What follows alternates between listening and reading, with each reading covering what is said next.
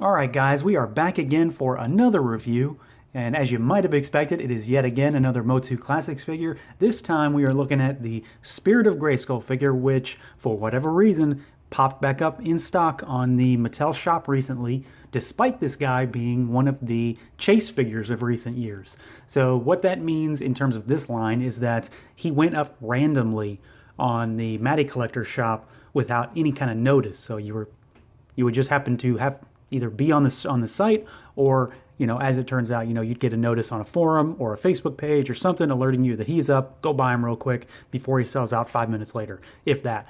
So I've got him in the package still because I just recently got this guy myself, and he is kind of an homage to the original King Grayskull figure that came out in the beginnings of the Motu Classics line, because he was the first at San Diego. He came in a humongous big package where he's inside of Castle Grayskull, basically. There was a bronze variant of him, and then there was also a very exclusive, I think there were two of these made, kind of a translucent blue Spirit Grayskull figure, which was raffled away to charity at that year's Comic-Con. So ultra rare figure. This guy's come out kind of to fill that void of giving us a Spirit of Grayskull figure, and we're going to take a look at him today. We've got our standard Motu Classics packaging. You can see our figure inside. We got our logo, our Grayskull bricks, our name, and then on the back we've got our bio for the Spirit of Grayskull, as well as some other figures in the line. So let's pull this guy out and take a look.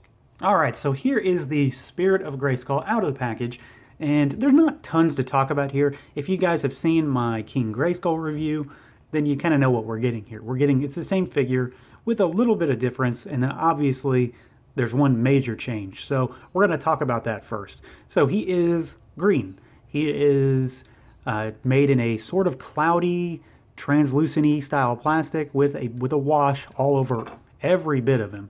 So he's got that kind of darker green wash that fills in the nooks and crannies in his armor, in his musculature, etc., and then all in that in the pauldrons on his cloak specifically, and then his hair.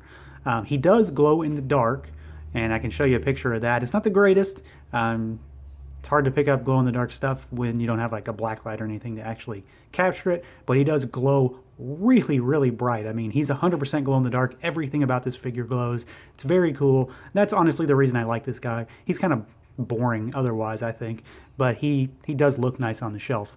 The one big difference that I can tell in terms of this figure from the original King Grayskull is the cape. So unless I'm just not pulling hard enough, this doesn't seem to come off. It looks to be affixed to the harness on the back of the figure, which I am perfectly okay with. I never had reason to take King Grayskull's cape off before, and it has a really hard time of staying on in general in my experience, so I'm okay with that. Beyond that, though, this is the same figure. I don't think people were too happy the fact that this is a chase figure. The Matty Collector chase system wasn't the greatest, but then again, it's an online site only, so I'm not sure how else they could have done it, but chase stuff usually sucks in general. I'm not a big fan of that system, but that's neither here nor there. So the figure itself, though, pretty cool. We'll go over articulation. There's not a whole lot to talk about in terms of paint because I've already gone over it. It's just a wash. So head has really no movement, and that ultimately is going to come down to the fact that the hair is behind the cloak. So it's not going anywhere. He can't really move. He does have a crunch, but he can only go back so far because of that cape being in the way. Arms go up, but they are going to be hindered by the pauldrons on the cloak. He's got his bicep swivel, single jointed elbow, and then of course we have that standard wrist rotation. He does have a waist twist, nice and tight. Legs go out almost splits, pretty good. They go forward only a bit, and that loincloth is kind of rigid, so it's going to get in the way. Same with the back rotation, and then there's rotation on that joint at the ball. He does have single jointed knee. Let's see if we've got anything in here. We've got the old style pegged ankles with the hinge, and then they kind of bobble, but they're not bad. They're actually fairly tight for that style of ankle, which is good. I like that. As far as sculpt goes, it's the same thing that you've seen with the original King Grayskull. He's got a lot going. I mean, I like the design of the cape. I like that it's all worn and torn. I love the pauldrons around the cloak. The original one that I had, the reissue, is flocked. This is not. It's just plastic. He's got the sculpted harness, the furry loincloth, and the belt, and then those those boots with the straps and the fur around them is all sculpted. So pretty standard stuff for a Motu Classics figure. And then of course, since he's just not really a repaint, but you know, a remolding of the King Grayskull figure, you kind of know what you're getting if you've got the original one. He does have accessories.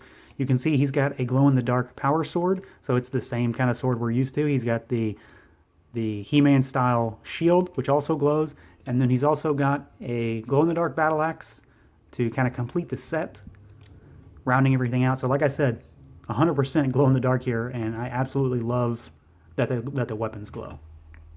All right, and lastly, I'm gonna show the glow-in-the-dark. So he actually picks up a little better than I expected he would. So you can see that everything here kind of glows in the dark. And in a very, very dark space, he will damn near light up the room. He is incredibly bright, which is just awesome. It takes a little, you got to charge him just like anything else. So, you know, put him in a window or something, let him sit for a bit, or shine him under some lights for a while, and he will rival your Scare Glow for glowing superiority.